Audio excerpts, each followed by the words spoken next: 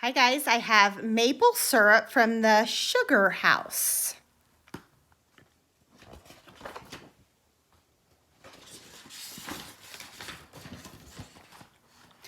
Maple trees slumber while the winter winds whistle and whirl until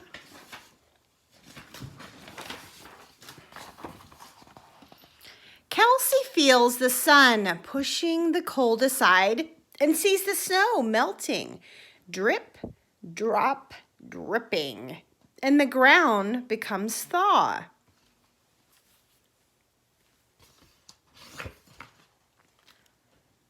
Is the weather right for a sap run? Kelsey asks. Daddy nods. Freezing nights and warmer days. Kelsey follows Daddy. Trudging out of the woods filled with sugar maple trees. Daddy says, since last year's harvest, the maple trees have grown and stored summer's sugar through the chilly fall and icy winter. That stored sugar is now ready to be collected.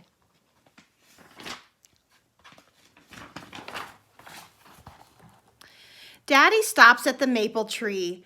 Where is last year's hole? Kelsey asked. It's healed over like a scrape on your knee. Daddy drills a pencil-sized hole in the giant sugar maple tree.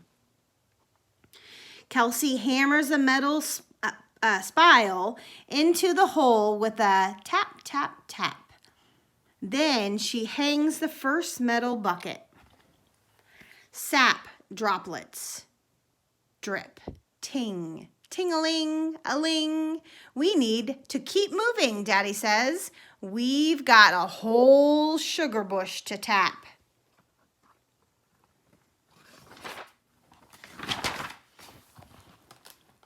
All day, the trees drink up moisture through their roots with the freshly thawed dirt.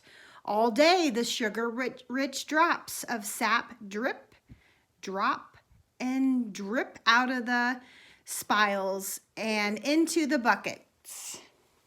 All day and into the next day, the sugar bush camp grows.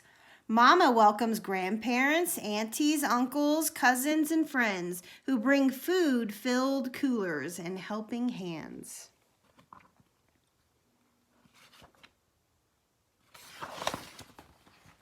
While Kelsey waits for the sap to fill the buckets and helps sterilize bottles and stack the wood by the fireplace and then plays tag with her cousins, Farah and Gwen, until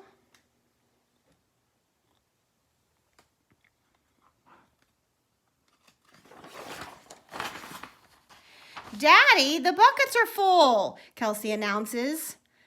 Throughout the sugar bush, everyone works together. Some gather the filled buckets while others lift the buckets and pour the sap into the storage tank on the back of the tractor.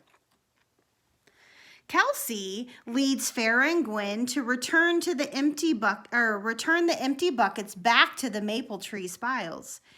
Then everyone moves to the next section of the trees until hours later, the buckets have been emptied and the holding tank is full.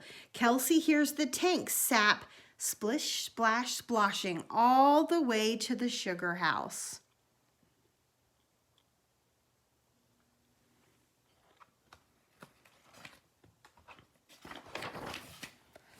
There, Daddy starts the pump to suction the sap through a filter into a larger holding tank. Gravity pulls the sap down through a pipe to a long, flat, warming pan.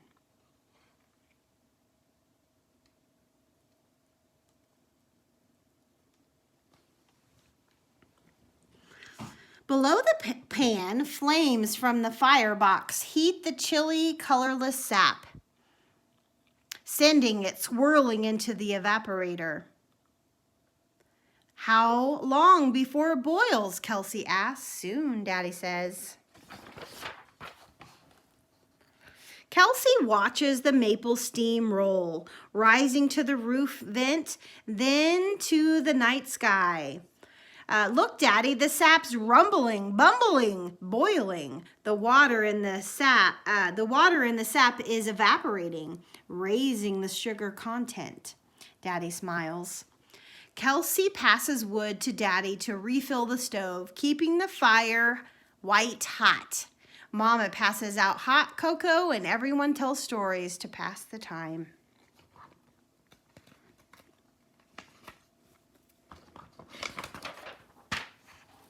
More sap is added, gallon after gallon after gallon. Little by little, the sap changes from clear to golden amber. Daddy takes a spoon and places the drop of sap from the steaming evaporator pan onto the sugar gauge. He checks to see if enough water has evaporated to leave maple syrup. Everyone waits, but Daddy shakes his head. We need to keep boiling. An hour later, Daddy tests the sap again. We're getting closer. The rumbling of the boiling sap is the only sound now. Everyone snuggles in sleeping bags and the adults take turns helping Daddy keep the fire hot until Daddy tries again. It's maple syrup. Time to pour. Daddy opens the pour valve on the end of the evaporator. The sap flows down through the filter into the canning pan.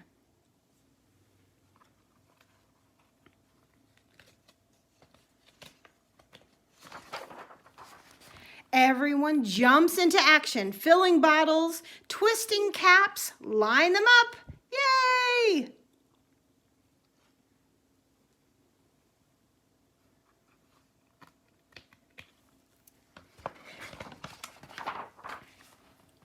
Until the first run of maple syrup is bottled and cooling. Kelsey and Daddy sit down with the family and friends to enjoy breakfast feast of pancakes, sausage, biscuits, coffee, and ice cream, all smothered in liquid gold maple syrup.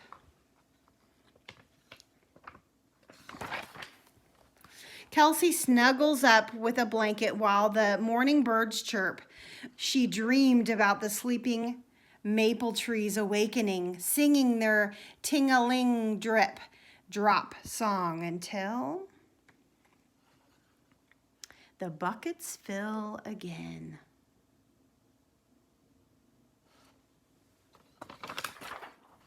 The end.